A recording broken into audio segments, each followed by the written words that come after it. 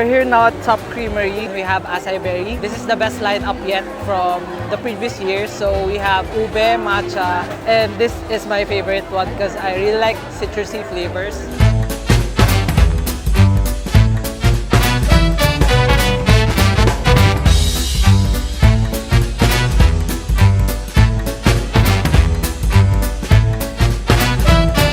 Yung acai berry ko, actually masarap siya kasi nandun yung creaminess niya tsaka hindi siya ganun katamis. So may blending sa gitna.